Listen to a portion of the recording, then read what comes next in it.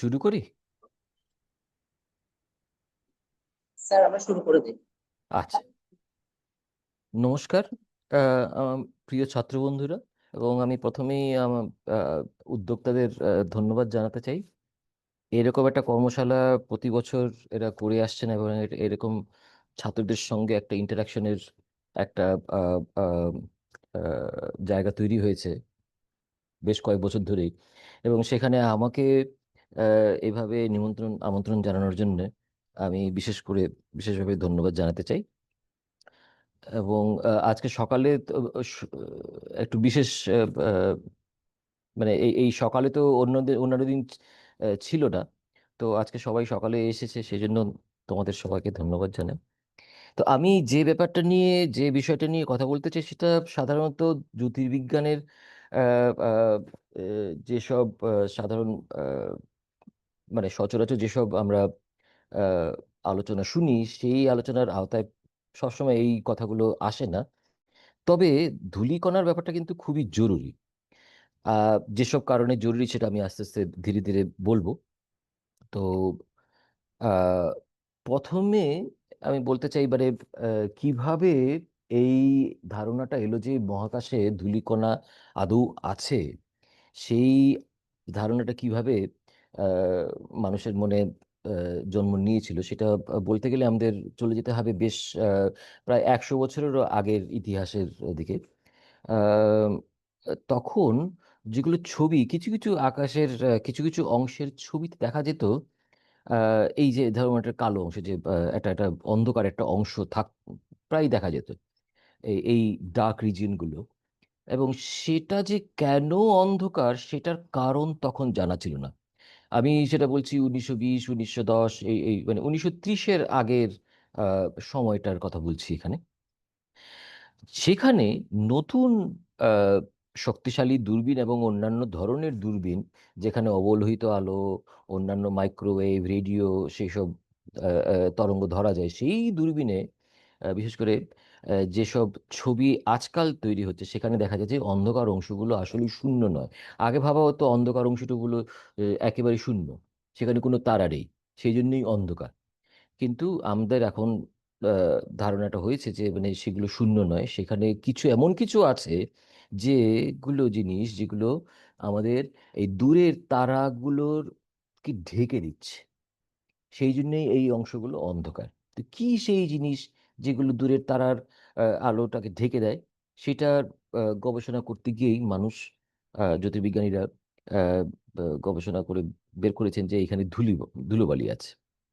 তো প্রথমে শুরু করি আমাদের এই এটা একটা ছবি, যেখানে ছবি তোমরা বুঝতেই পারছো, এটা একটা আকাশগঙ্গার ছবি, আমাদের গ্যালাক্সি। প্রসঙ্গত আমি বলে দিই, আমি এই গ্যালাক্সি কথাটাই ব্যবহার করা পছন্দ করি। আহ, আহ, আমাদের গ্যালাক্সির নাম হলো ছায়াপথ এবং আকাশগঙ্গা। গ্যালাক্সিকে ছায়াপথ বলাটা ঠিক সঠিক নয়। অনেকেই বলে আমাদের ছায়াপথের নাম ছায়াপথ, অন্যান্য অনেক ছায়াপথ আছে। কথাটা ঠিক নয়। কারণ যখন এই ছায়াপথ কথাটা তৈরি হয়েছিল তখন গ্যালাক্সি সম্বন্ধে কোনো ধারণাই ছিল না, ইংরেজিতেও কোনো ধারণা ছিল না। 1920 থেকে 20-এর দশকে আমাদের ধারণা হয়েছে যে এই আমাদের সূর্য এবং আরো যেগুলো আসল আহ, তারা নক্ষত্র রয়েছে সেগুলো একটা জায়গায় সীমাবদ্ধ, এবং সেটার নাম গ্যালাক্সি। এটা খুব আধুনিক ধারণা। সেই জন্যে এখানে ওই আধুনিক ধারণার জন্য নতুন শব্দটা গ্যালাক্সিটাই ব্যবহার করা আমি পছন্দ করি। তো এই যে ছবিটা দেখা যাচ্ছে, এটা ভারতের লাদাখ অঞ্চল থেকে তোলা। সেখানে ছায়াপথ দেখা যাচ্ছে, হ্যাঁ, যার নাম আকাশগঙ্গা বটে।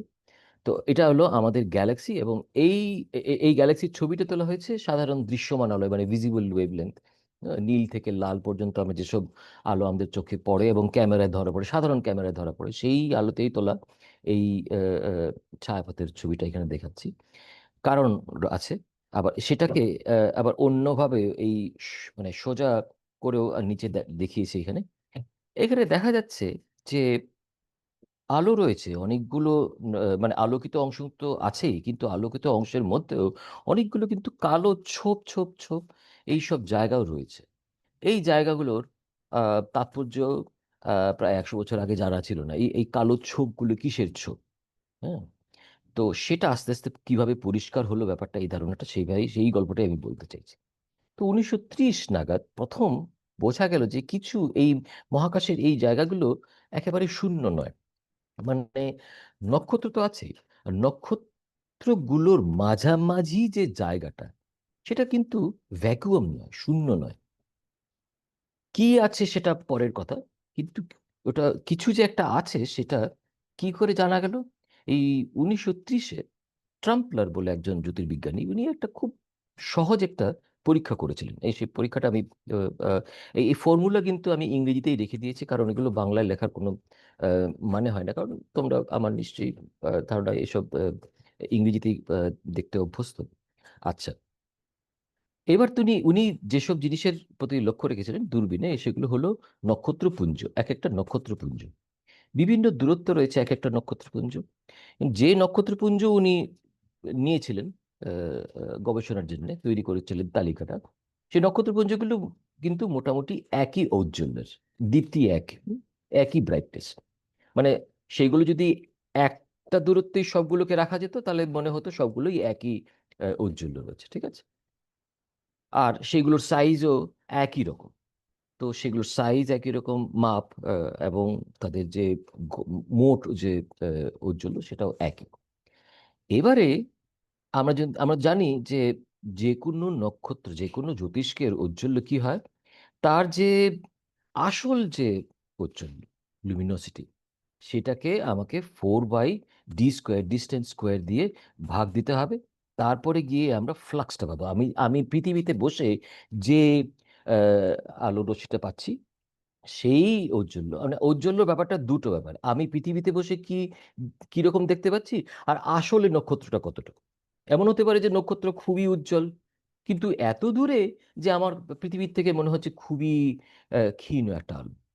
আবার এমন হতে পারে নক্ষত্রটা আসলে খুবই ক্ষীণ, কিন্তু খুব কাছে রয়েছে, সেই জন্য ওটা আমাকে অন্যান্য অন্য ক্ষীণ নক্ষত্রের মধ্যেই মতোই দেখাচ্ছে। তো একটা হলো আপাত ঔজ্জ্বল্য, আর একটা হলো তার সঠিক আসল ঔজ্জ্বল্য, ঠিক আছে। তো আপাত ঔজ্জ্বল্য নির্ভর করে কিসের উপর? দূরত্বের উপর। যদি সব নক্ষত্রপুঞ্জেরই একই আসল ঔজ্জ্বল্য একই থাকে, তাহলে তার আপাত ঔজ্জ্বল্য নির্ভর করবে তার দূরত্বের উপর, এবং সেটা দূরত্বের বর্গের উপর।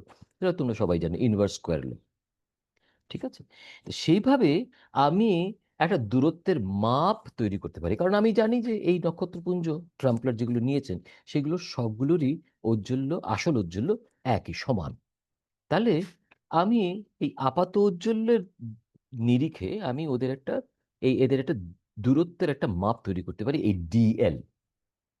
ডিএল² হবে luminosity divided by 4 pi flux. Flux হলো গিয়ে আপাত ঔজ্জ্বল্য, পৃথিবীতে বসে দূরবীনে যা ধরা পড়ছে। আরেকটা মাপ আছে, সেটা হলো সেটা দেখতে কত বড় লাগছে, ঠিক আছে। এবারে আমি জানি যে একটা জিনিস সেটা যত দূরে নিয়ে যাবে তাদের দেখতে ছোট লাগবে। তা কোনটা ছোট হবে? যত দূরে নিয়ে যাব আর কোনটাও ছোট হবে। সেই কোণের হিসাবটা কি? কোণের হিসাবটা হলো তার আসল যে মাপ, সাইজ ডিভাইডেড বাই ডিস্টেন্স। এটা সাধারণ ত্রিকোণমিতি থেকে তোমার সবাই জানো, আহ, ঠিক আছে। সাইজ ডিভাইডেড বাই ডিস্টেন্স, তো সেখান থেকেও সবগুলোর যদি সাইজ একই থাকে, যেটা আমি বললাম, এই নক্ষত্রপুঞ্জগুলোর ঔজ্জ্বল্য সমান, মাপও সমান, তাহলে কোণের নিরিখে সেগুলো দেখতে কত বড় লাগছে সেইগুলোর নিরিখে আমি আরেক ধরনের দূরত্বের আমি একটা আহ, সংজ্ঞা দিতে পারি। সেটা হলো গিয়ে ডিএ। সেটা হবে গিয়ে তাদের আসল সাইজ ডিভাইডেড বাই অ্যাঙ্গেল, ঠিক আছে। তো আমার কাছে দুটো দূরত্ব আছে, দুই ধরনের দূরত্ব আছে। সাধারণ হিসাবে দুটো দূরত্ব একই হওয়ার কথা। তো উনি এই গ্রাফে দুই ধরনের দূরত্ব ইনি প্লট করেছিলেন, ধরে ধরে ধরে এক একটা নক্ষত্রপুঞ্জ। তো সাধারণ যদি হিসেবে দুটো দূরত্ব তো একই, সমান মাপের হওয়া উচিত, সমান হওয়া উচিত, এবং সেটা একই একটা স্ট্রেট লাইন, সরল রেখায় থাকা উচিত। কিন্তু উনি দেখলেন যে প্লটটা কিন্তু সরল রেখায় যাচ্ছে না, এদিকে বেঁকে যাচ্ছে। তাহলে কি হচ্ছে? যেগুলো দূরের, যেগুলো ক্ষীণ দেখাচ্ছে, যেগুলো যেগুলো আলো খুব টিমটিমে, সেগুলো কিন্তু দেখতে ছোট, কিন্তু তার থেকেও বেশি যেন যতটুকু ক্ষীণ হওয়ার কথা তার আলো, তার থেকে বেশি ক্ষীণ। এই দূরত্বটা খুব বেশি, এই ডিএলটা খুব বেশি। কিভাবে হিসাবটা হচ্ছে, ধরো একটা একটা আমি উদাহরণ দিই। আমরা রাস্তা দিয়ে যাচ্ছি, রাস্তার ধারে অনেকগুলো ল্যাম্প পোস্ট রাখা আছে। ল্যাম্প পোস্টগুলো সবগুলোর সাইজ এক, সবগুলোর যে বাল্ব রাখা আছে সেগুলো ধরে নেওয়া যায় 60 ওয়াটের বাল্ব, সবগুলোর ঔজ্জ্বল্য, আসল ঔজ্জ্বল্য সমান, এই নক্ষত্রপুঞ্জের মতো। তো রাস্তা দিয়ে যাচ্ছি আমি, রাস্তার পাশে অনেকগুলো ল্যাম্পপোস্ট রাখা আছে। যত দূরের ল্যাম্পপোস্ট, তত তার আলো ক্ষীণ হয়ে আসবে, সেগুলো দেখতেও ছোট হবে। ঠিক আছে? তো যদি কুয়াশা না থাকে তাহলে দেখব এই যে দুটো দূরত্ব কিন্তু সমান। কারণ দূরত্ব তো একই দূরত্বেই রাখা আছে। কিন্তু যদি কুয়াশা থাকে, ধরো রাস্তা যদি শীতের শীতের সন্ধ্যের বা শীতের সকালের কথা ভাবা যায়, শীতের সন্ধ্যের কথা, তখন কি মনে হবে, যে দূরের বাতিগুলো কিন্তু ম্লান দেখাবে। মনে হবে যেগুলো, সেগুলো তাদের দূরত্ব আসল দূরত্ব থেকে অনেক বেশি। সেই ডিএলটা মনে হবে ডিএর থেকে অনেক বেশি। সেই জন্যই এই ডিএলটা এখানে অনেক বেশি বলে এই রেখাটা এখানে বেঁকে গেছে। ট্রাম্পলার সেটা লক্ষ্য করলেন, সেটা বললেন যে আমি যদি ওই ল্যাম্পপোস্টের কথা ভাবি, তাহলে ডিএল যদি ডিএ থেকে খুব বেশি হয়, তাহলে একটাই সিদ্ধান্তে আমরা আসতে পারি, সেটা হলো গিয়ে এই যে নক্ষত্রের মধ্যবর্তী অঞ্চলটা শূন্য নয়, কুয়াশার মতো কিছু একটা আছে। কিছু একটা আছে যে জিনিসটা আলো পথে বাধা তৈরি করছে, আসতে দিচ্ছে না। বুঝতে পারছো? কি আছে সেটা পরের কথা। তো সেটা মানে আসল দূরত্বের জন্যে ঔজ্জ্বল্য যতটুকু কম হওয়ার কথা ছিল তার থেকে যেন বেশি ম্লান। হুম? সেই ১৯৩০-এর এই পরীক্ষা থেকে, খুব সুন্দর সহজ পরীক্ষা একটা, থেকে বোঝা গেল যে মহাশূন্য আসলে শূন্য নয়। কিছু আছে ওখানে। গ্যাস আছে, গ্যাসের সঙ্গে আরো কিছু হয়তো আছে, যেগুলো আলোর পথে, রাস্তায় বাধা তৈরি করছে। ঠিক আছে?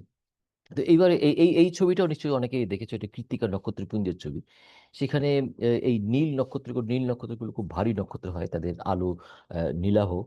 কিন্তু সেখানে তুমি এই ছবিতে এটাও দেখা যাচ্ছে, কিছু যেন একটা ধোঁয়াশার মতো রয়েছে।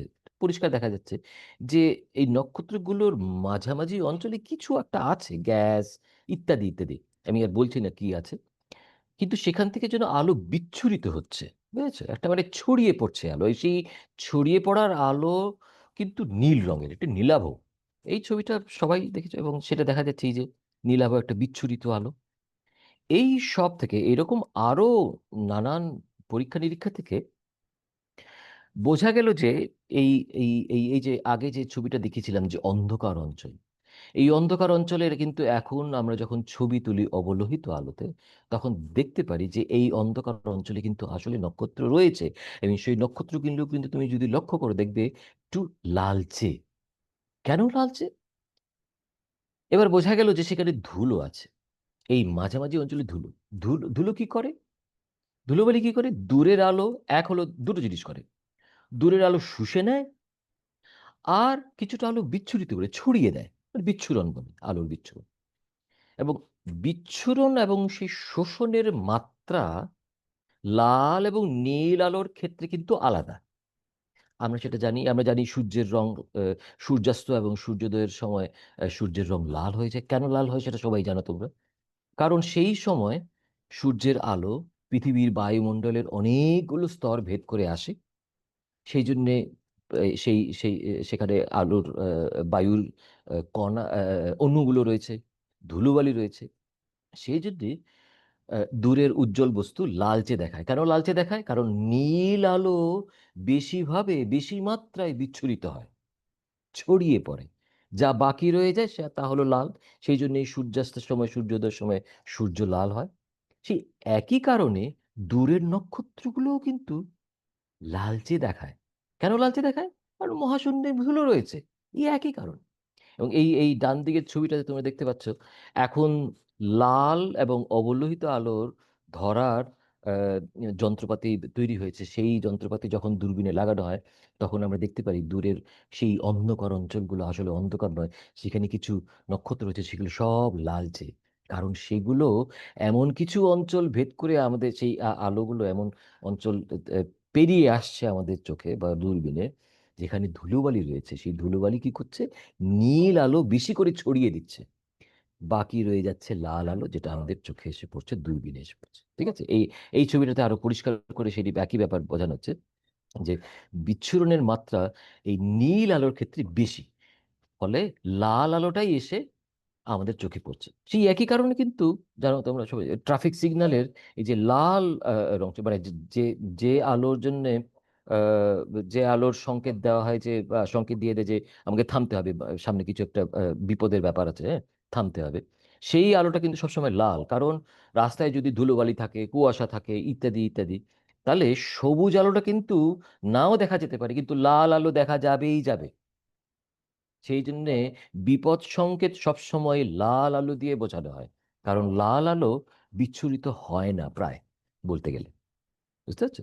এই একই কারণে দূরের নক্ষত্র লালচে দেখায়। ঠিক আছে? এবারে আরেকটু গভীরে আমরা যাই। এই যে শোষণ এবং বিচ্ছুরণের মাত্রাটা যদি আমি তরঙ্গ দৈর্ঘ্যের সঙ্গে দেখি যে কিভাবে সেই মাত্রা আহ, বদলে যাচ্ছে। এইখানে দেখা যাচ্ছে যে এটা হলো অতিবেগুনি, আল্ট্রাভায়োলেট, এটা হলো দৃশ্যমান আলো, আর এটা হলো অবলোহিত আলোর অংশ। ওকে, বিভিন্ন তরঙ্গ দৈর্ঘ্যের এর মাইক্রোনেট হিসাবে দেখানো হয়েছে এই প্লটে, এই গ্রাফে।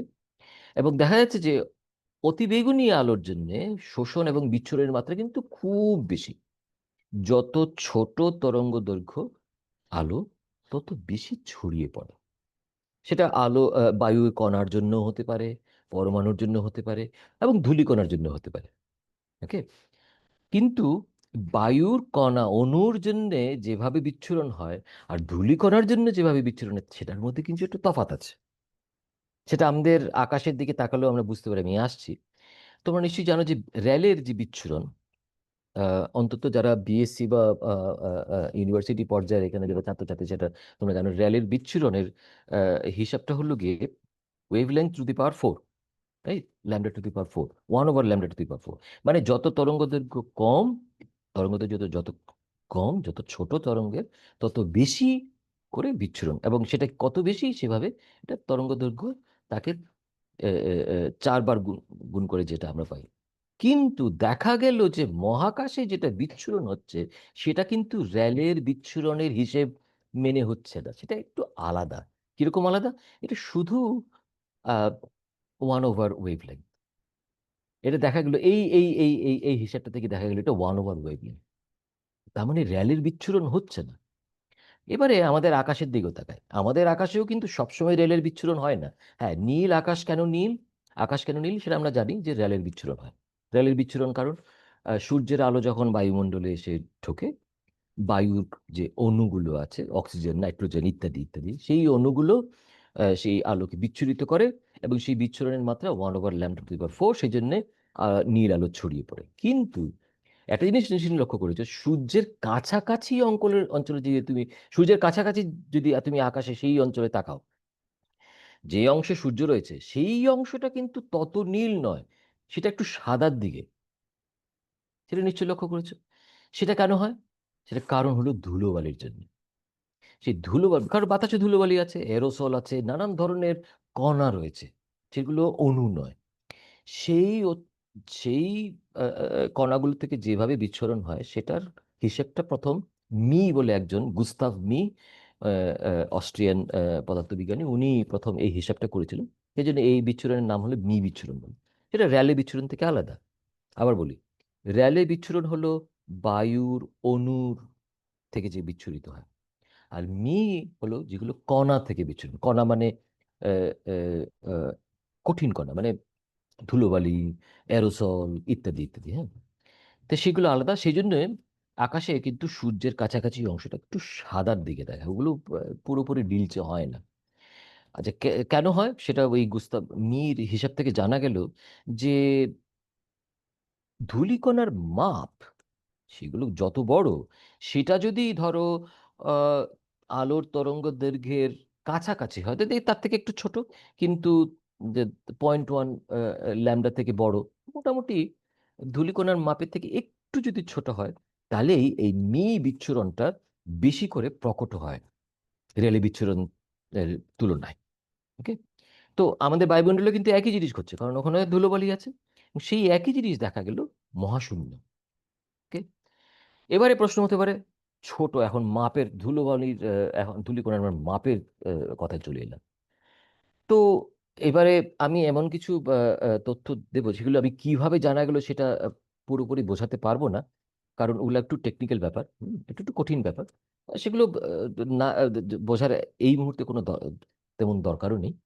তো এটা জানা থাকলে হবে যে ধুলোবালির মাপ কিন্তু সব সময় সব সমান নয়, সব সমান মাপের ধুলোবালি হয় না। মাপের মধ্যে একটা একটা ইয়ে আছে, একটা অসাম্য আছে। হ্যাঁ, দেখা গেছে এখানে তোমরা যারা এই এই এই হিস্টোগ্রাম, নিশ্চয়ই হিস্টোগ্রামের কথা জানো, ফ্রিকোয়েন্সি ডিস্ট্রিবিউশন। আমি যদি একটা হিস্টোগ্রাম নিই, আমি একটা স্ট্যাটিস্টিক্স নিই, এইখানে এই এদের ধরা যাক এদের সাইজ আমরা একটা ব্যাসার্ধ নিয়ে যদি আমরা মাপি, হ্যাঁ, রেডিয়াস নিয়ে মাপি, তো মাইক্রনের হিসাবে যদি ব্যাসার্ধ নিয়ে মাপি, তাহলে এখানে এটা লগারিদমের হিসাবে, এটা লগারিদমের হিসাবে আমি যদি একটা হিস্টোগ্রাম করি, দেখা যাবে ছোট ধূলিকণার সংখ্যা তুলনায় অনেক বেশি। বড় ধূলিকণা, বড় মাপের ধূলিকণা তুলনায় কম সংখ্যক হয়। হ্যাঁ, এবং আহ, হিসাবটা হলো এরকম, আহ, মানে যত ছোট ধূলিকণা তাদের সংখ্যা তুলনামূলকভাবে এই a⁻³ সবার জানার দরকার নেই। মনে রাখলে হবে যে ছোট ধূলিকণা বেশি সংখ্যায়, বড় ধূলিকণা কম সংখ্যায়। ঠিক আছে, এবং মোটামুটি ব্যাসার্ধ কি সাইজের একটা রেঞ্জ আছে, সেটা হলো গিয়ে 5 ন্যানোমিটার থেকে 250 ন্যানোমিটারের মধ্যে। ওকে, এই হলো ধূলিকণার মাপ। এবারে মনে হতে পারে ও সবগুলো কি গোলাকার? আপনি আপনি আপনি তো ব্যাসার্ধ বললেন, রেডিয়াস বললেন, এগুলো কি সব গোল দেখতে? না, ছবি করে, কারণ মহাশূন্যে গিয়ে ধূলিকণা নিয়ে আসা আমাদের কোনো, সেগুলো সম্ভব নয়। কিন্তু পৃথিবী, চাঁদ এবং এই যে মানে আমাদের সৌরমণ্ডলের পরিবেশে কিন্তু গিয়ে ধূলিকণার লোক মানে যন্ত্রপাতি পাঠিয়ে ধূলিকণা নিয়ে এসে পৃথিবীতে মাপা হয়েছে, দেখা হয়েছে, ছবি তোলা হয়েছে, এবং সেগুলো মোটেই গোলাকার নয়। এদিক থেকে কিরকম একটা মানে অদ্ভুত কিম্ভূত যে আকৃতি, সেগুলো কি বলবো, মানে এগুলো সোজা লম্বাটেও না, চোঙার মতেও না, এগুলো কোনো বিশেষ কোনো আকার নেই, বুঝেছো? কিন্তু হিসেব করার জন্য একটা তো মাপ দরকার, তো আমরা সহজ, হিসেবটা সহজ করার জন্য ধরে নেই যে মোটামুটি গোলাকার। এবং কিছু কিছু যারা ধূলিকণা নিয়ে আরো বিশদ গবেষণা করেন, তারা কিন্তু সেটাও ধরে নেন যে না, সব কিছু কিন্তু গোলাকার ধরলে চলবে না। এই কথাগুলো তারা মনে রাখেন। কিন্তু আমাদের এই আলোচনায় আমরা এই এটা ধরে নেব যে মোটামুটি ধরা যাক গোলাকার, এবং তাদের সাইজ এরকম। তো সাইজ বলতে কিরকম, 5 ন্যানোমিটার থেকে 250 ন্যানোমিটার, এই এই এই এই রেঞ্জের মধ্যে পড়ে। আচ্ছা, এটা একটা মজার ব্যাপার আছে। বলতে পারো, আচ্ছা, ছোট ধূলিকণার সংখ্যা বেশি কেন, বড় ধূলিকণা কম কেন? এটা কিন্তু একটা স্বাভাবিক ব্যাপার। ধরো আমি একটা কাচের একটা আহ, আহ, আহ, আহ, আহ, জানলা, জানলা একটা একটা কাচের জানলা, এটা হাত থেকে আমার পড়ে গেল। বা ধরো একটা প্লেট নিলাম, ডিনার প্লেট, ডিনার প্লেট আমার হাত থেকে পড়ে গেল, বা কাচের গ্লাস নিলাম, পড়ে গেল। পড়ে যাওয়ার পরে সেটা অনেকগুলো টুকরো হবে। সেই টুকরোগুলো যদি আমি মাপি, এই ধরো একটা কাচের আমি এটা একটা একটা টুকরো নিলাম বর্গক্ষেত্রের, সেটা যদি একটু হাত থেকে পড়ে পড়ে যায়, তুমি যেভাবে ভাঙা টুকরোগুলো তৈরি হবে, তুমি দেখবে ছোট টুকরোর সংখ্যা কিন্তু তুলনায় বেশি। এটা স্বাভাবিক জিনিস, এটা প্রকৃতির একটা স্বাভাবিক নিয়ম। যে কোনো জিনিস যখন ভেঙে যায়, তার ছোট সংখ্যক টুকরোর কিন্তু সংখ্যা সবসময় বেশি হয়। অবশ্য এখানে কাচের ক্ষেত্রে এই হিসাবটা একটু অন্যরকম, ধুলোবালির ক্ষেত্রে একটু অন্যরকম। তাহলে বোঝা যাচ্ছে ধুলোবালি হয়তো নিজেদের মধ্যে ধাক্কা খেয়ে মাঝে মাঝে ছোট হয়ে যায়, সেই জন্যই ছোট ধূলিকণার সংখ্যা তুলনায় বেশি। ওকে, এবারে আবার সেই শোষণ এবং বিচ্ছুরণের মাত্রায় আমরা চলে যাই, এবং দেখা যাচ্ছে আমি আগে এই কথাটা বলেছিলাম যে এই অংশের দিকে তাকিয়ে আমার মনে হয়েছিল যে এটা 1/λ তরঙ্গদৈর্ঘ্যের ব্যস্তানুপাতে, তাই তো? সেখান থেকে আমরা কি বুঝতে পারলাম যে এটা র্যালি বিচ্ছুরণ নয়, এটা মি বিচ্ছুরণ, এবং তার জন্য দায়ী হলো গিয়ে শুধু গ্যাসের অণু নয়, কিন্তু ধূলিকণা। এবারে আরেকটু আমরা ছোটখাটো সূক্ষ্ম ব্যাপার দিকে নজর দিই, দেখা যাবে এখানে কিছু পাহাড়ের চূড়োর মতো ব্যাপার রয়েছে এই এই প্লটে। এইগুলো একটা বিশেষ কিছু ইঙ্গিত দিচ্ছে। এই যে তরঙ্গ দৈর্ঘ্যগুলো, এই যে তরঙ্গ দৈর্ঘ্য মানে কিছু কিছু উঁচু জায়গা রয়েছে, এইগুলো কিসের ইঙ্গিত দেয়? ধুলোবালির আণবিক গঠনের ইঙ্গিত দেয়। কারণ আণবিক গঠনের মধ্যে এই যে দূরত্ব রয়েছে, ধুলোবালির যে অণুগুলো, যত অণু দিয়ে তৈরি, হ্যাঁ, তো এই পরমাণুগুলো কিন্তু নড়ে চড়ে, এবং সেই নড়ার চড়ার জন্যই কিন্তু আলো বিভিন্ন বিশেষ কিছু নির্দিষ্ট কিছু তরঙ্গ দৈর্ঘ্যে শোষণ করে। এই সেই নির্দিষ্ট তরঙ্গ দৈর্ঘ্যে শোষণ করার জন্য এই পাহাড়ের চূড়োর মতো এই এই প্লটের মতো, এই প্লটে এই পাহাড় চূড়োর মতো কিছু অংশ তৈরি হয়, এবং সেখান থেকে বিজ্ঞানীরা বুঝে নেন যে কি ধরনের অণু রয়েছে ধূলিকণার মধ্যে। যেমন এই যে অংশটা রয়েছে, সেখান থেকে বোঝা যাচ্ছে যে মহাকাশের ধূলিকণার মধ্যে গ্রাফাইট রয়েছে। গ্রাফাইট তোমরা জানো, এটা কার্বন পরমাণু দিয়ে তৈরি হয়, এবং গ্রাফাইট রয়েছে কারণ গ্রাফাইটের মধ্যে ঠিক এই তরঙ্গ দৈর্ঘ্যের এই মাপের একটা আণবিক যে মলিকুলার বন্ড রয়েছে, ঠিক আছে? সেই একই রকম এখানেও আরেকটা 9.7 মাইক্রনের একটা আরেকটা এরকম পাহাড় চূড়োর মতো রয়েছে, সেখান থেকে বোঝা যায় সিলিকেট রয়েছে। সিলিকেট গ্রাফাইট কিন্তু আমাদের এই এই চারপাশে যেগুলো ধূলিকণা দেখি, সেগুলো হচ্ছে সিলিকেট। মাঠে তুমি যদি যাও, সেই যে যে বালি ধুলোবালি দেখবে, সেগুলো কিন্তু সিলিকেট বেশিরভাগ। সিলিকেট মানে কি? সিলিকন অক্সাইড, হ্যাঁ, সিলিকন দিয়ে তৈরি নানান ধরনের সিলিকেট হতে পারে। সিলিকেটের মধ্যে ম্যাগনেসিয়াম থাকতে পারে, অমুক রাজ থাকতে পারে, কিন্তু নানান ধরনের সিলিকেট, নানান ধরনের গ্রাফাইট। তাহলে কি হলো ব্যাপারগুলো? একটা একটা করে আমরা কি বুঝতে পারলাম? প্রথমে বুঝতে পারলাম যে নক্ষত্রের মধ্যবর্তী যেগুলো অঞ্চল, সেগুলো শূন্য নয়। এখানে কি আছে? ধুলোবালি আছে। তারপরে কি জানতে পারলাম? ধুলোবালির মাপ সম্বন্ধে আমাদের একটা ধারণা তৈরি হলো। ধুলোবালির মাপ থেকে আমরা বুঝতে পারলাম যে এটাও বুঝতে পারলাম যে ধুলোবালির মাপ কিন্তু সব ধুলোবালি কিন্তু সমান মাপের না। ছোট ধুলোবালির সংখ্যা অনেক বেশি। তারপর আমরা কি দেখতে দেখতে পেলাম? এবার আমরা আণবিক গঠনও বুঝতে পারলাম। সব কিন্তু এই শোষণ এবং বিচ্ছুরণের মাত্রার হিসেব থেকে। দূরের আলো, নক্ষত্রের আলো কতটুকু শোষিত হচ্ছে, কতটুকু বিচ্ছুরিত হচ্ছে, সেই মাপ থেকে আমরা কিন্তু এত সব কিন্তু জানতে পারছি। ধুলোবালির অস্তিত্ব জানতে পারলাম, ধুলোবালির মাপ জানতে পারলাম, এবার ধুলোবালির আণবিক গঠন জানতে পারলাম, সেগুলো কি দিয়ে তৈরি, এগুলো জানতে পারছি। এবং এই গল্পটা কিন্তু, হ্যাঁ, এই যেন গ্রাফাইটের গঠনটা তোমরা অনেকে জানো, গ্রাফাইটে কি হয়, কার্বন কণাগুলো এক একটা স্তরে স্তরে সাজানো থাকে। হুম। এবং এই এই যে কোভ্যালেন্ট বন্ডগুলো আছে, সেগুলো থেকে আমরা এই এই এই আলোর বিচ্ছুরণ এবং শোষণটা আহ, হয়।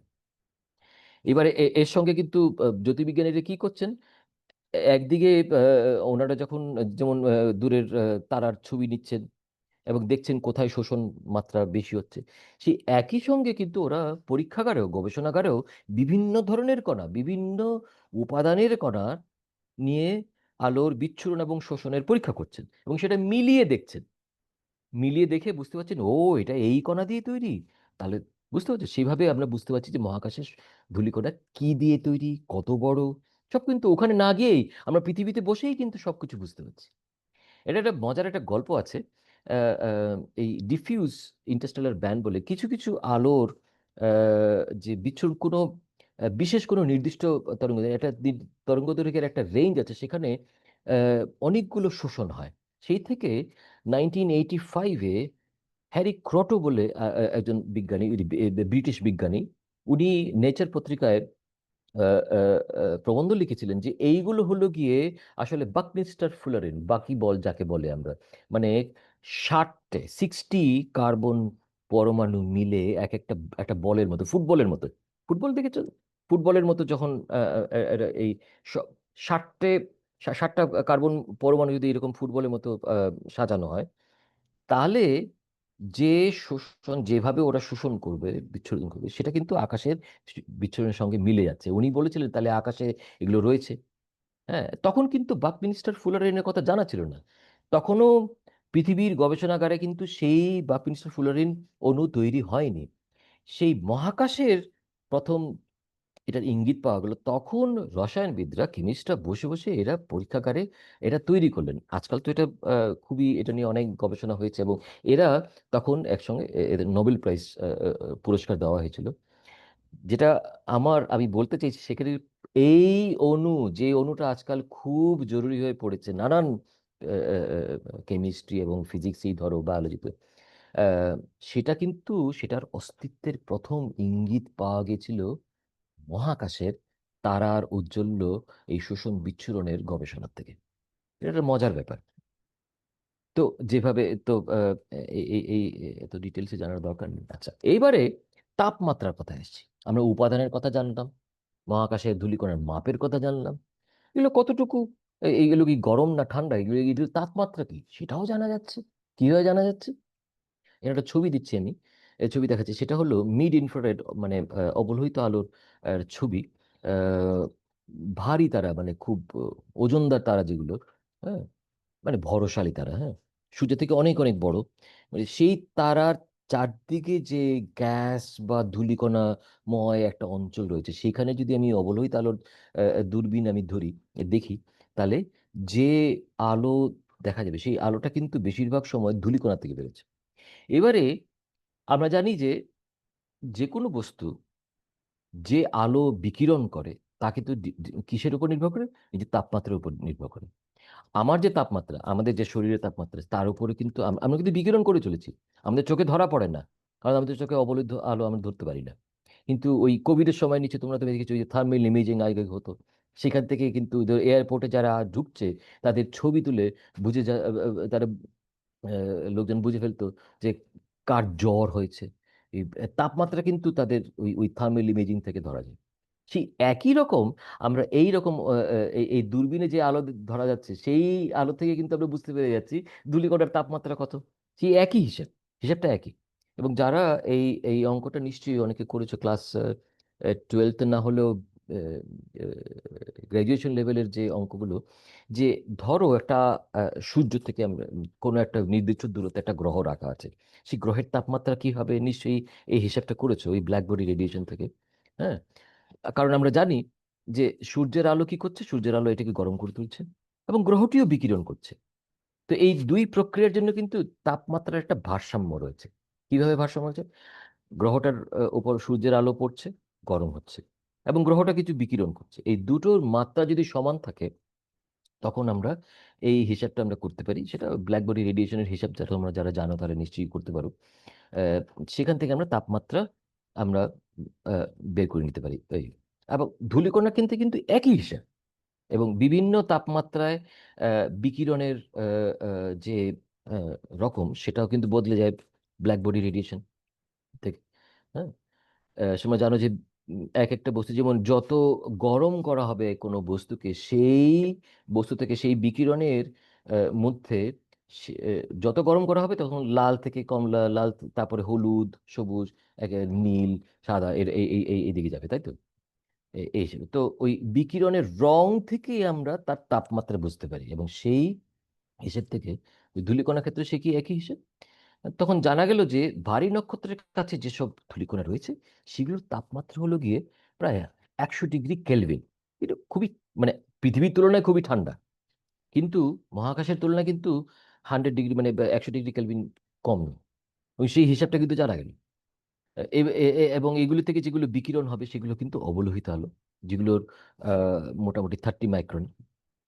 আচ্ছা, এবারে আমি দেখে নিচ্ছি আবার সময় কটা বাজে, ঠিক হিসেবটা নিয়ে। উম, তো আমি এখান থেকে বেরিয়ে যাচ্ছি। আচ্ছা, ঠিক আছে।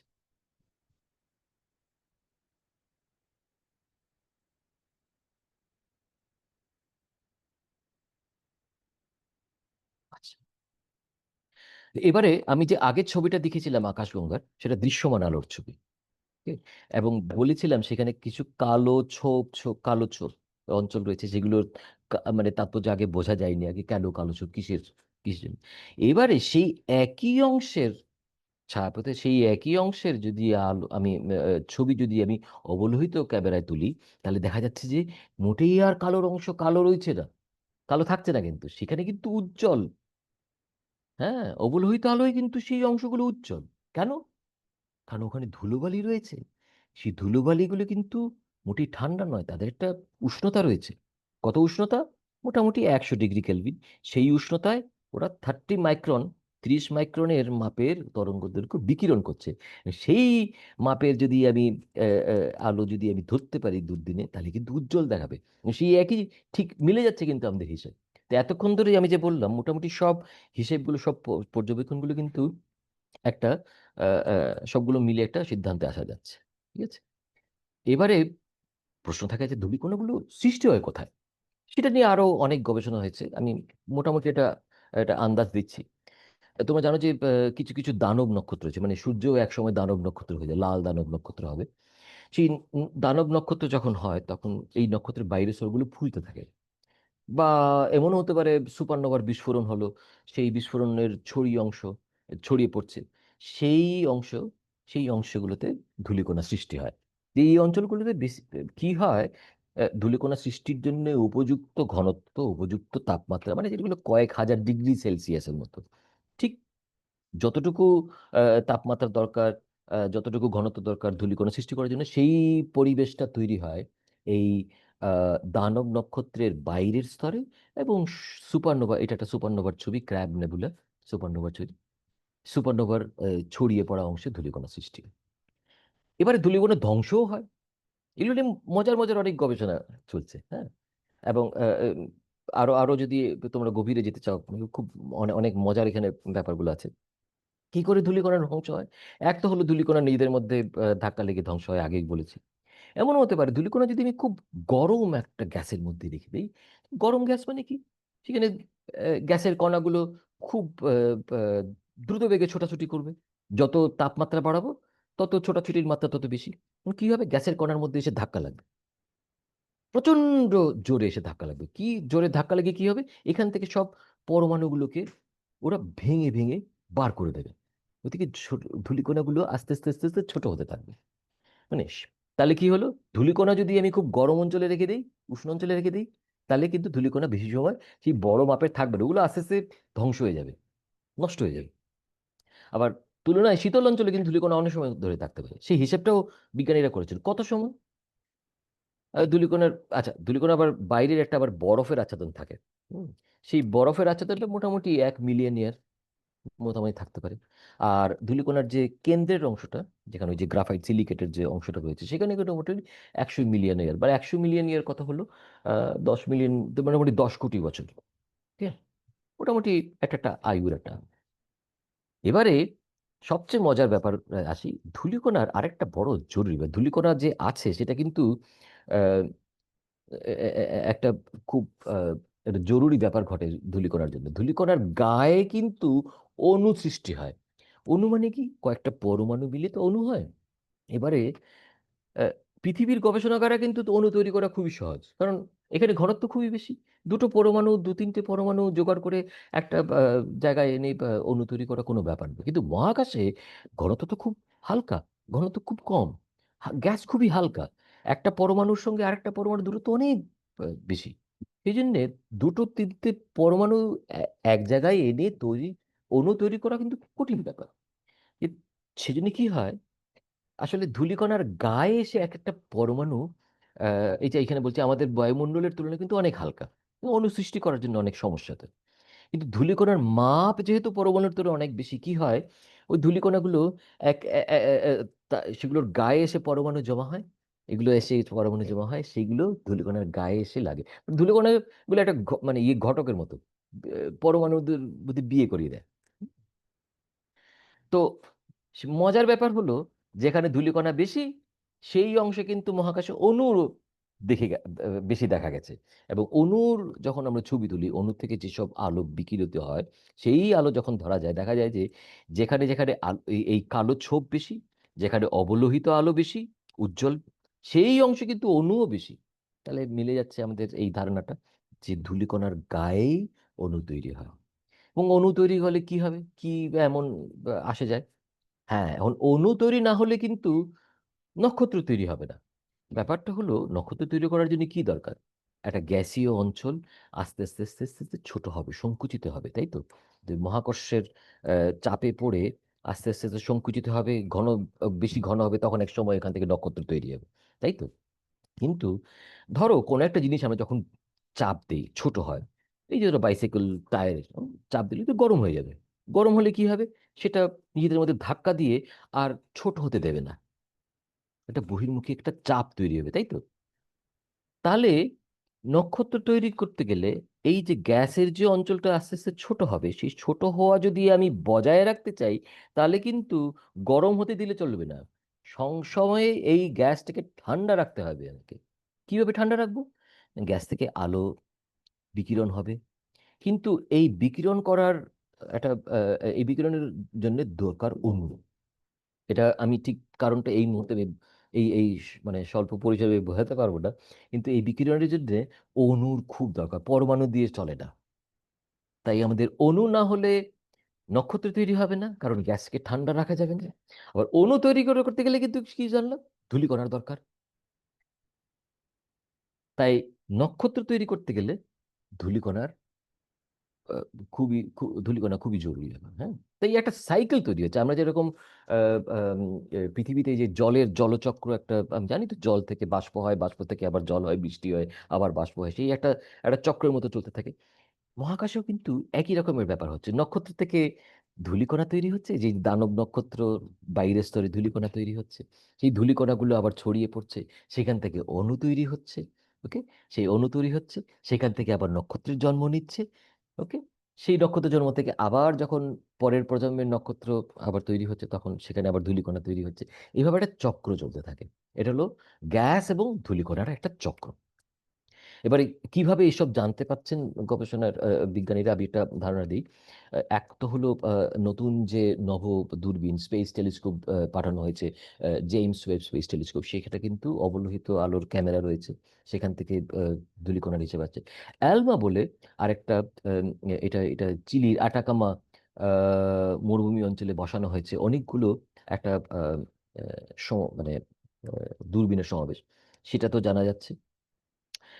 শেষে আমি মজার কথায় আছি, এই যে অণুগুলোর কথা বললাম, হ্যাঁ, অণুগুলো তো সাধারণ অণু আছে, কিন্তু কিছু কিছু অণু আছে খুব জটিল অণু, মানে প্রাক জৈব অণু, মানে যাকে বলি প্রিবায়োটিক, যেখান থেকে যে অণুগুলো এত জটিল যে অ্যামিনো অ্যাসিডও আছে কিন্তু মহাকাশে দেখা গেছে, কিন্তু ভীষণ জটিল অণু এগুলো তৈরি হচ্ছে কিসের দৌলতে? ধূলিকণার দৌলতে। এবং সেই জৈব, প্রাক জৈব, হ্যাঁ ঠিক জৈব নয়, এইগুলো অণুর থেকেই জৈব অণুর তৈরি হয়। তাহলে এমন হতে পারে, এটা এখনো একটা প্রস্তাব, একটা প্রপোজাল, এখনো আমরা সিদ্ধান্ত বোঝা যাচ্ছে না, যে পৃথিবীতে প্রাণ কিভাবে এলো। হঠাৎ করে কি পৃথিবী এখানে কিছু কিছু অণু, জৈব অণু তৈরি হয়েছিল, নাকি মহাকাশে এগুলো তৈরি হয়েছিল প্রাক জৈব অণু ধূলিকণার গায়ে, এবং সেইগুলো আহ, ধূমকেতু বা গ্রহাণুর পিঠে চড়ে পৃথিবীতে এসেছিল, তারপরে পৃথিবীতে এমন একটা পরিবেশ তৈরি হয়েছে যেখানে প্রাক জৈব থেকে জৈব অণু তৈরি করার একটা পরিবেশ তৈরি হয়েছিল। এমনও হতে পারে। Okay? তো সেই সম্ভাবনা রয়েছে। তাই আমি এখানে শেষ করব যে আহ, এই মোটামুটি এই কথাগুলো যে বলার জন্য, মানে মহাকাশে ধূলির পরিমাণ কিন্তু কম হতে পারে, কিন্তু নক্ষত্র সৃষ্টির ক্ষেত্রে কিন্তু এগুলো খুব জরুরি। আর মহাকাশে ধূলিকণার গবেষণা আমাদের নক্ষত্রের বিবর্তন, গ্যালাক্সির বিবর্তন বুঝতে আমাদের সাহায্য করে। মহাবিশ্বের বিবর্তন, আমি সেই প্রসঙ্গে যাইনি, কিন্তু মহাবিশ্বের বিবর্তন বুঝতেও কিন্তু এই ধূলিকণাগুলো আমাদের সাহায্য করে। এবং এমনও হতে পারে যে পৃথিবীতে প্রাণের আবির্ভাবও বুঝতে হয়তো এই ধূলিকণা, মহাকাশের ধূলিকণার আহ, গবেষণা সাহায্য করতে পারে। তাই এই ধূলিকণা মোটেই একেবারে মানে তাচ্ছিল্যের মানে তুচ্ছ করার ব্যাপার নয়। আমি এখানেই শেষ করব। অনেক অনেক ধন্যবাদ শোনার জন্য।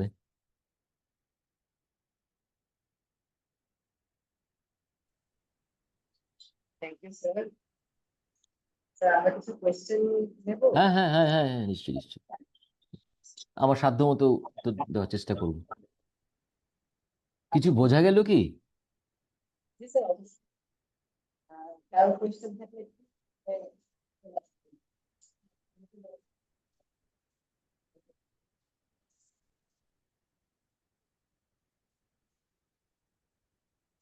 স্যার আমার প্রশ্ন হচ্ছে যে সবসময় যে শুনি যে মহাশূন্য মানে vacuum, তাহলে স্যার শোনা যাচ্ছে?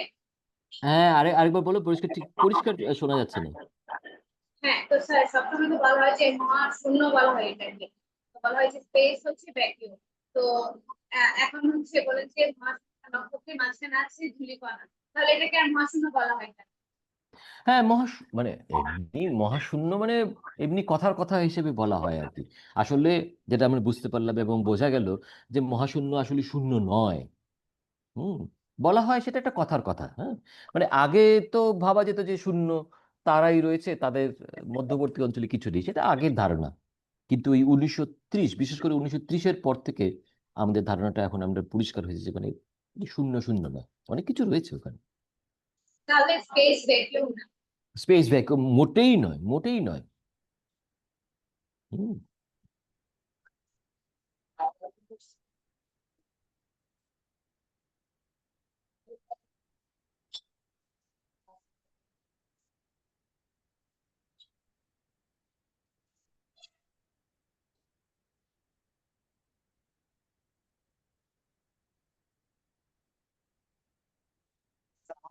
ছিল।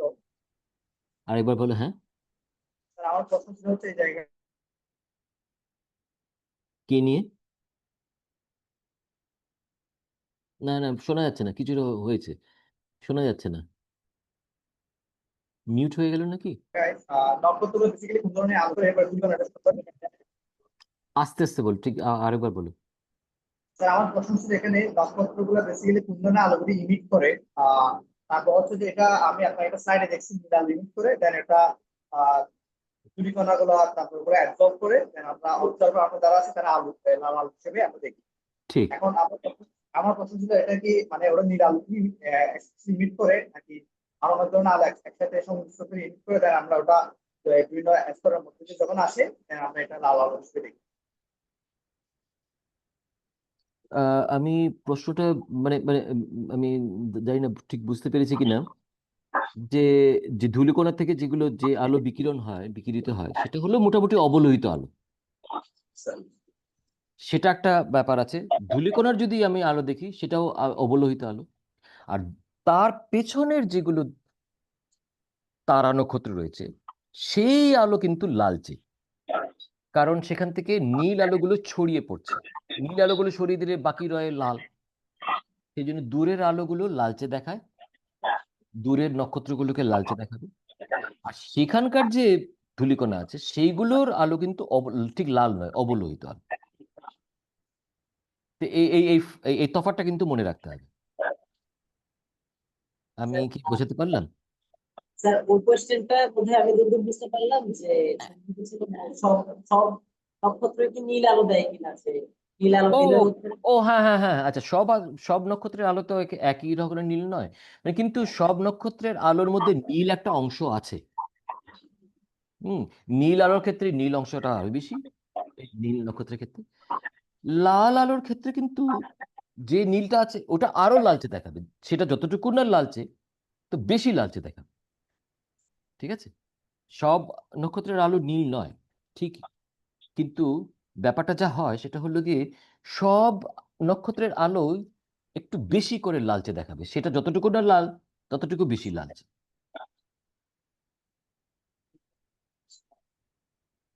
বুঝতে পারলাম কি?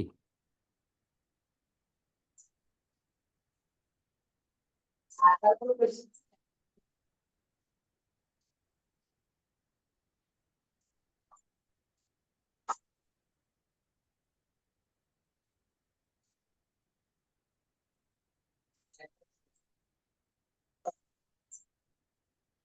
স্যার, একটু জোরে বলবে, একটু আস্তে আস্তে বলবে, ঠিক ভালো করে। মাইক্রোফোনটা ঠিক মানে শুনতে পাচ্ছি না ভালো করে। আমার কথা শোনা যাচ্ছে স্যার? হ্যাঁ হ্যাঁ, এইভাবেই বলো, আস্তে আস্তে। স্যার আমার হচ্ছে দুটো প্রশ্ন। একটা হচ্ছে হ্যাঁ, এইবার আপনার এইবার পরিষ্কার মনে হচ্ছে। হ্যাঁ আহ, একটা হচ্ছে স্যার ওই ধূলিকণা থেকে যেভাবে নক্ষত্রটা তৈরি হয় হ্যাঁ ওই হ্যাঁ সাইকেলটা হচ্ছে আমি একটু পরিষ্কারভাবে এখনো বুঝিনি। আর দ্বিতীয়ত নাম্বার হচ্ছে যখন নক্ষত্র তৈরি হয় বলছিলেন তখন হচ্ছে হ্যাঁ। বলেছিলেন আহ গ্যাস গুলা কন্ট্রাকশন বা সংকোচন হওয়ার সময় আহ গরম হয়ে যাবে। গরম হলে তো সেই ঠান্ডা। সংকোচনটাকে আটকে দেবে, তাই। যে কোনো জিনিস আমি যদি চাপ দিয়ে ছোট করতে চাই, সে মহাকর্ষের চাপই হোক, বাইরের চাপই হোক, চাপ দিয়ে আমি যদি ছোট করতে চাই, গরম হয়ে যাবে। গরম হলে কি হবে, একটা বাইরের দিকে চাপ তৈরি হবে। সেই চাপটা ওই ভেতরের মহাকর্ষের চাপটাকে ব্যালেন্স করে দেবে, আর ছোট হতে দেবে না, তাই তো? হুম। মানে থার্মাল প্রেশার আর যে গ্র্যাভিটেশনাল প্রেশার সব সমান হয়ে যাবে। কিন্তু যে কোনো জিনিসকে ছোট করা কিন্তু সহজ নয়। ছোট রাখতে গেলে কি করতে হবে? সেই থার্মাল প্রেশারটাকে আমাকে কম রাখতে হবে। গ্যাসটাকে ঠান্ডা রাখতে হবে। ঠিক আছে? গ্যাসটাকে যে ঠান্ডা রাখবো, গ্যাসের বিকিরণ হতে হবে। এবং বিকিরণের জন্য কি দরকার? ওই পরমাণুর মধ্যে যেগুলো লাইন ট্রানজিশন আছে সেগুলো যথেষ্ট নয়। একটু হিসেব করলে দেখা যাবে যে সেখানের জন্য আমার অণুর দরকার আছে। বুঝতে পারছো? সো গ্যাসটাকে আমাকে ঠান্ডা করে রাখতে গেলে ঠান্ডা করে রাখবো, ছোট হবে, ছোট হবে। গরম হতে দেব না, গরম হতে দেব না। ছোট হচ্ছে, ছোট, ছোট, ছোট হবে। সেই গরম হতে না দেওয়ার জন্যে অণুর দরকার। এবং সেই অণুটা তৈরি হবে ধূলিকণার জন্য। বুঝতে পারছো তো? তাহলে ওই নক্ষত্র তৈরি হতে গেলে কিন্তু আমাদের আসলে ধূলিকণা চাই। ধূলিকণার গায়ে অণু তৈরি হবে। অণু তৈরি হওয়ার জন্যে গ্যাসটা রীতিমতো ঠান্ডা হতে থাকবে। ঠান্ডা হতে ঘন হতে এমন ঘন হয়ে যাবে, যেখানে এমন ঘনত্বে ওই থার্মোনিউক্লিয়ার রিঅ্যাকশন শুরু হয়ে যাবে, একটা নক্ষত্র তৈরি হবে। বুঝতে পারছো? তার নিচে ওই ধূলিকণা থেকে যে মাইকটা আবার কাছে আনো। ধূলিকণা থেকে স্যার নক্ষত্রের যে প্রসেসটা ওটা একটু যদি আরেকবার।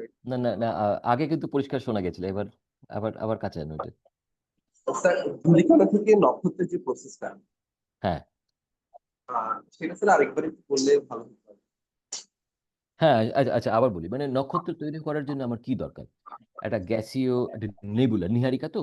এই গ্যাসীয় অঞ্চল ছোট হতে মহাকর্ষের চাপে ছোট হতে নক্ষত্র তৈরি হবে। এটা মেনে নিচ্ছে তো। হুম। এবার যে কোনো জিনিসে ছোট করতে গেলে যেটা চাপ তৈরি হবে, সেই চাপের জন্য বয়েলস ল, চার্লস ল। তার উষ্ণতা বাড়বে, তাপমাত্রা বাড়বে। ভলিউম কমলে টেম্পারেচার বাড়বে, তাই তো? এটা তো বয়েলস ল, চার্লস ল থেকে আসছে, তাই তো? এবার তাপমাত্রা বাড়লে কি হবে?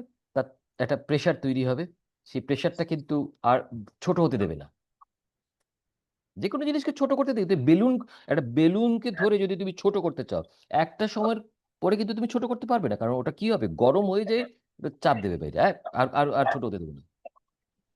তো সেই জন্যে ছোট করতে গেলে আমি যদি ক্রমাগত ছোট করতে চাই, ক্রমাগত ঘন করতে চাই, তার জন্য গ্যাসটাকে ঠান্ডা রাখতে হবে।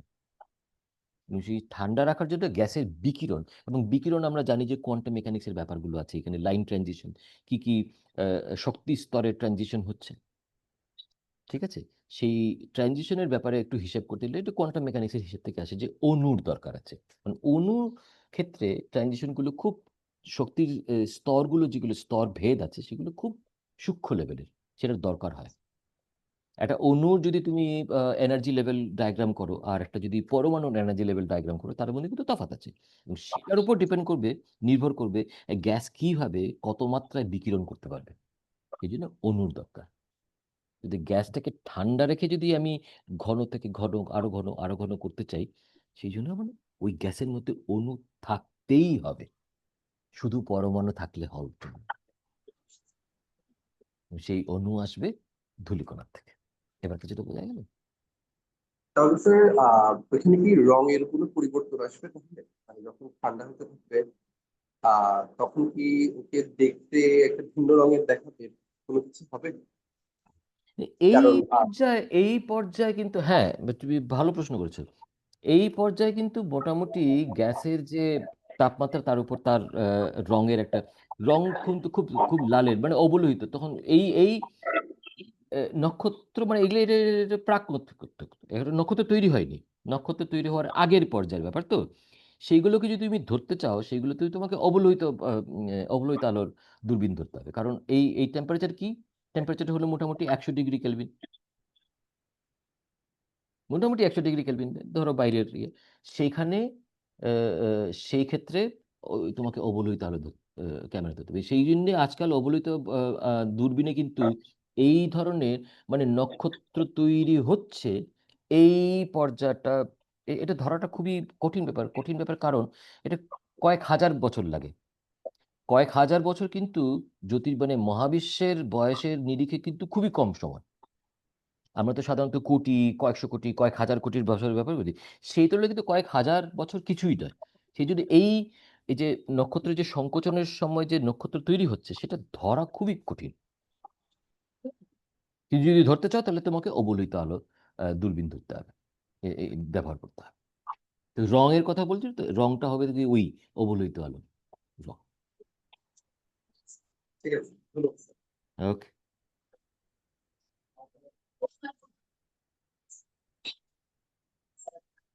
Question আছে। হ্যাঁ হ্যাঁ হ্যাঁ, নিশ্চয়ই। আদাব, স্যার ভালো আছেন? আশা করি। আমার প্রশ্ন মাইকটা কাছে নিয়ে বলো, তাহলে একটু পরিষ্কার হয়ে যাবে। হ্যাঁ স্যার, আমার প্রশ্নটা হচ্ছে আপনি শুরুতে বললেন না যে ছায়াপথ বলাটা ভুল, আমি তো বুঝিনি ছায়াপথ বলা কেন ভুল। আমি বুঝছি, আচ্ছা সেই প্রসঙ্গে আসছি। আচ্ছা, ব্যাপারটা হলো, দেখো আমরা যখন আম, আচ্ছা আমরা যখন বাংলায় বায়ু বলি তো, ঠিক আছে, যে কোনো, তো বায়ু বলতে অক্সিজেন ও বায়ু, আগে ধারণা ছিল যে এটা বায়ু, ঠিক আছে।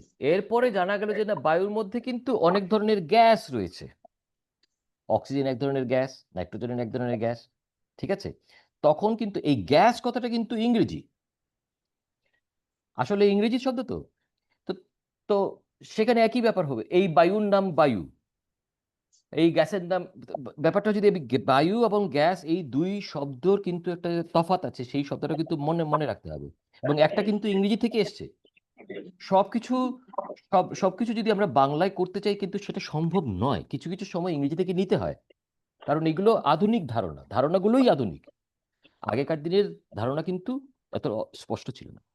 সেই একই রকম ব্যাপার গ্যালাক্সি আর ছায়াপথ। ছায়াপথ আগে আমরা আমরা একটাই জিনিস দেখতাম, সেটা নাম দেওয়া হয়েছিল ছায়াপথ, কিন্তু আমরা এখন জানি যে এইগুলো অনেকগুলো রয়েছে। তো সেই জন্যে এই যে ধারণাটা গ্যালাক্সি, এটা ইংরেজি থেকেই নেওয়া আমাদের উচিত, কারণ তখন আমরা বলতে পারবো যে হ্যাঁ, আমাদের গ্যালাক্সির নাম হলো ছায়াপথ, কিন্তু এরকম অনেকগুলো গ্যালাক্সি রয়েছে।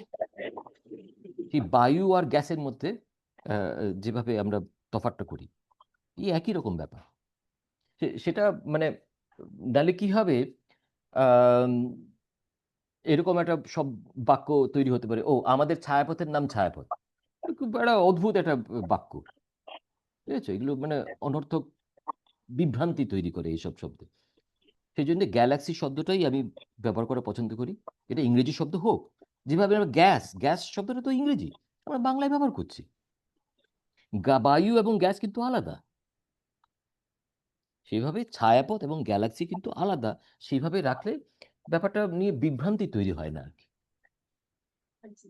আরেকটা প্রশ্ন স্যার, হ্যাঁ হ্যাঁ মহাকাশে বলেন না যে জটিল অণু আবিষ্কার হলো, এই হ্যাঁ জটিল অণু হ্যাঁ একটা কি বলতে পারবেন, মানে কোন কোন জটিল অণু এ পর্যন্ত বের হলো মহাবিশ্ব? হ্যাঁ হ্যাঁ, অনেক, সেই তালিকা দিতে গেলে তো মানে অনেক, আরো অনেক কথা বলতে হয়। হ্যাঁ, তো এগুলো তুমি দেখতে পারো, কমপ্লেক্স মলিকিউল ইন স্পেস, এই কিওয়ার্ড দিয়ে তুমি নিজেই সার্চ করতে পারবে। এবং সেখানে কমপ্লেক্স প্রিবায়োটিক মলিকিউল যদি তুমি সার্চ করো, তুমি ওই যে প্রাক জৈব অণুর যে কথাগুলো যেগুলো বলছি, অনেক ধরনের, মানে আহ, ধারণাই করা যেতে পারে না, মানে কি মানে কত জটিল অণু আহ, মানে মহাকাশে আবিষ্কৃত হয়েছে। আচ্ছা স্যার, আমাকে শুধু লাস্ট প্রশ্ন, ঔজ্জ্বল্যের যে সূত্রটা বললেন এটা একটু আরেকবার বলতে পারবেন? মানে সূত্রটা বুঝছি, মানে সূত্রটা একটু বিশ্লেষণ আর কি, সামান্য করে কোন একটু যদি কোন সূত্র? ঔজ্জ্বল্য, ঔজ্জ্বল্য মাপার একটা সূত্র।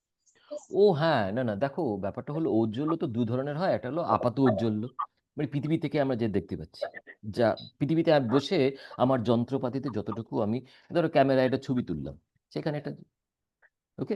আরেকটা হলো গিয়ে উজ্জ্বলের মাপা হলো যে সেটা যে এক আসল যে উজ্জ্বল, ধরো একটা বাল্ব, নিলাম, বাল্বের মধ্যে লেখা আছে 60 ওয়াট, সেটা হলো সেটা আসল উজ্জ্বল।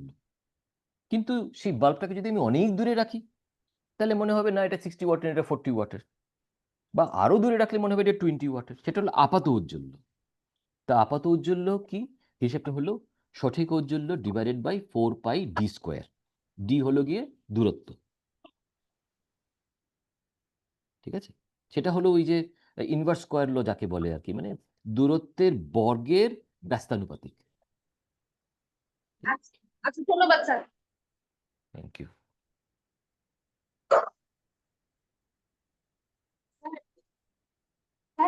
আমার একটা প্রশ্ন ছিল হচ্ছে হ্যাঁ, বলুন। র্যালে বিচ্ছুরণ এবং মি বিচ্ছুরণের পার্থক্যটা কি বুঝতে পারিনি।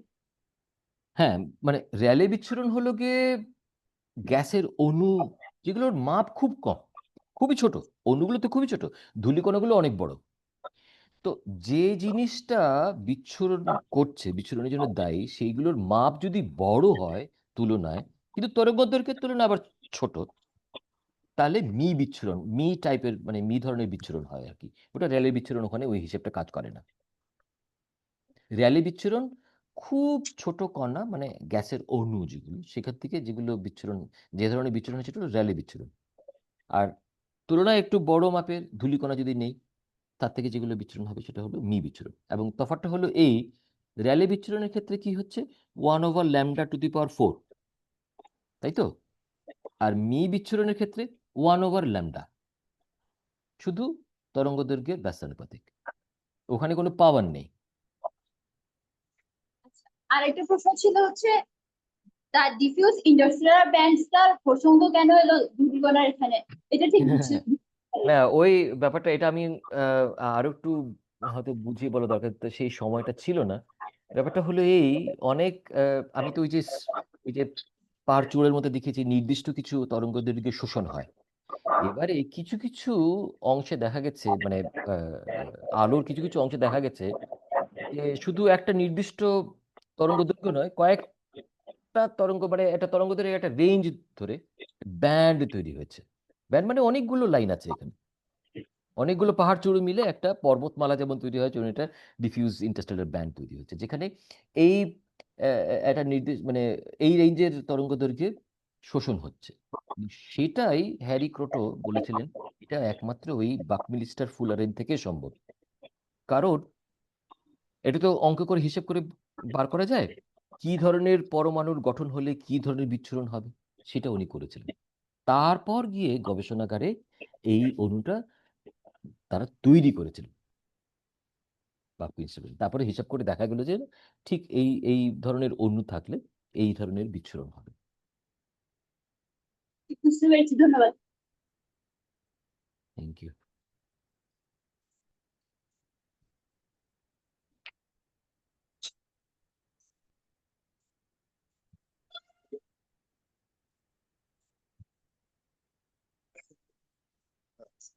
স্যার আমরা হচ্ছে আপনি একটু আগে কথা বলার সময় আমার একটা হচ্ছে আপনার প্রশ্ন আসলো আর কি, সেটা হচ্ছে আহ, আমরা হচ্ছে একটা ব্যাটারাইটের কথা শুনেছিলাম, সেটা হচ্ছে মরচিজন কিসের কথা? ম্যাটোরাইট। কিসের কথা? মিটিওরাইট? আমরা হচ্ছে একটা ম্যাটোরাইটের কথা শুনেছিলাম, সেটা হচ্ছে মরচিজন ম্যাটোরাইট, যেটা অস্ট্রেলিয়াতে হচ্ছে পাওয়া হ্যাঁ, গিয়েছিল। মার্চিসন। হ্যাঁ, হ্যাঁ, হ্যাঁ, হ্যাঁ, হ্যাঁ। তো ওইখানে হচ্ছে মানে নাসারা যখন হচ্ছে রিসার্চ করে দেখলো অনেক হ্যাঁ, বছর পর, তারা হ্যাঁ, পেলো এখানে অ্যামাইনো অ্যাসিড, যেটা হ্যাঁ, কিনা হ্যাঁ, আহ, হ্যাঁ, যেটাতে কিন্তু হচ্ছে মানে হ্যাঁ, একটা সন্দেহ করা হয় যে হ্যাঁ, এটা প্রাণের একটা অস্তিত্ব থাকতে হ্যাঁ, পারে। হ্যাঁ, কিন্তু হ্যাঁ, আপনি হচ্ছে যখন বলেছিলেন যে ডাস্ট পার্টিকেলের এখানে হচ্ছে প্রিবায়োটিক হ্যাঁ, মলিকিউল জন্মায়, হ্যাঁ, তাই তো? হ্যাঁ, আমি কি এটা বলতে পারি অ্যামাইনো অ্যাসিড তো একটা অর্গানিক, হ্যাঁ, হ্যাঁ, রাইট? হ্যাঁ। কেমিক্যাল এই তো। যেহেতু প্রশ্নটা করলে অনেক ধন্যবাদ। ব্যাপারটা হলো এই যে মার্চিসন মিটিওরাইট থেকে যে পাওয়া গেছে, এবারে সেটা এমনও হতে পারে যে গবেষণাগারে দেখো কন্টামিনেশন তো হয়। সেটা এই অ্যামিনো অ্যাসিডটা থেকে মানে পৃথিবী থেকে এসছে না ওই গ্রহাণুতে আগেই ছিল, সেটা ঠিক কিন্তু ভালো করে বোঝা যাচ্ছে না। এই সংশয়টা কিন্তু রয়েই যাচ্ছে। কারণ তুমি তো পৃথিবীর গবেষণাগারে বসেই তো এই মানে পরীক্ষা-নিরীক্ষা করছো। এবং এমন হতে পারে যে পৃথিবীর গবেষণাগার মানে পৃথিবীর পরিবেশ থেকেই হয়তো ওই তোমার পরীক্ষাগারে ব্যাপারটা ওই অ্যামিনো অ্যাসিডটা এসছে। ঠিক গ্রহাণুতে যে আগের থেকে ছিল সেটা কিন্তু পুরোপুরি বোঝা যাচ্ছে না। সেটার জন্য কি দরকার? একেবারে গ্রহাণুতে গিয়ে, যেটা কিন্তু আ আ সাম্প্রতিককালে এই নাসাও করেছে, জাপানের বিজ্ঞানীরাও করেছেন। গ্রহাণুতে গিয়ে ড্রিল করে ওখান থেকে ধূলিকণা নিয়ে এসে এমন একটা সিলড আ বাক্সে করে, হ্যাঁ? নিয়ে আসা হবে এবং সেটা এমনভাবে পরীক্ষা করা হবে যে যে কোনো কন্টামিনেশন না হয়। সেখান থেকে যদি ধরা পড়ে যে অ্যামিনো অ্যাসিড আছে তাহলে তো তুমি যেটা বলছো ঠিকই। এবারে দ্বিতীয় কথা হলো অ্যামিনো অ্যাসিড কিন্তু অনেকগুলো অ্যামিনো অ্যাসিড আছে। তাই তো? প্রায় 20টা অ্যামিনো অ্যাসিড দিয়ে আমাদের জীবন মানে জৈব অণুগুলো তৈরি। এবং সবচেয়ে সহজ মানে সবচেয়ে কম জটিল যে অ্যামিনো অ্যাসিড সেটা হলো গ্লাইসিন। গ্লাইসিন কিন্তু ধূমকেতুতে দেখা গেছে। তুমি দেখতে পারবে। এটা তুমি যদি সার্চ করো তুমি দেখবে গ্লাইসিন অ্যামিনো অ্যাসিডটা কয়েকটা ধূমকেতুতে দেখা গেছে। গতিকে গ্লাইসিন সবচেয়ে কম জটিল। কিন্তু অ্যামিনো অ্যাসিড 20টা অ্যামিনো অ্যাসিডের মধ্যে জরুরি অ্যামিনো অ্যাসিড একটা। এবারে প্রশ্ন হতে পারে হ্যাঁ লাইসিন যদি তৈরি হতে পারে কিন্তু অন্য তৈরি হতে পারে না, কিন্তু একটা বোধহয় এটা নিয়ে কিন্তু গবেষণা চলছে। কি কি ধরনের অ্যামিনো অ্যাসিড তৈরি হতে পারে মহাকাশের পরিবেশে, যেখানে ধূলিকণা থাকবে, আহ, সেই নির্দিষ্ট তাপমাত্রা, নির্দিষ্ট ঘনত্ব ইত্যাদি ইত্যাদি। এই কিন্তু কিন্তু পরীক্ষাগারে গবেষণা আজকাল চলছে। এই গবেষণাগুলো কিন্তু খুব মজার গবেষণা। আমি একটা বই লিখেছিলাম, যেটা সংসদ থেকে, সাহিত্য সংসদ থেকে বেরিয়েছে, আম, নক্ষত্রের সাথে কথা কয় পৃথিবীর প্রাণ। সেই বইতে এই ব্যাপারে আমি আলোচনা করেছি। মানে পৃথিবীর প্রাণের সঙ্গে নক্ষত্রের যে এই যে সম্পর্ক, এটা কিন্তু বইয়ের দ্বিতীয় আহ, আহ, আহ, অংশে আমি এই বইটা আলোচনা করি। সেখানে এই খবরগুলো কিছু পেয়ে যাবে, এবং এইটা নিয়ে কিন্তু আরো অনেক নতুন গবেষণা চলছে। ঠিক আছে, আচ্ছা।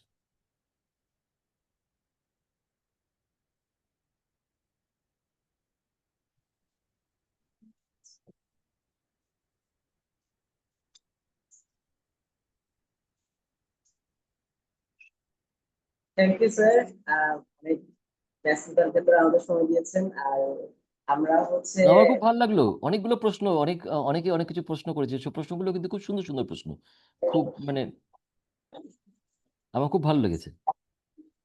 Thank you sir. আমরা হচ্ছে নেক্সট সেশনের জন্য প্রিপারেশন নিচ্ছি। আমি ঠিক তো আছে, ঠিক আছে। কর্মশালার বাকি অনুষ্ঠানগুলো ঠিক মতো চলুক। ওকে, অনেক ধন্যবাদ, নমস্কার। আপনার জন্য শুভকামনা রইলো স্যার, ভালো থাকবেন। হ্যাঁ, তোমার, ঠিক আছে, রাখছি।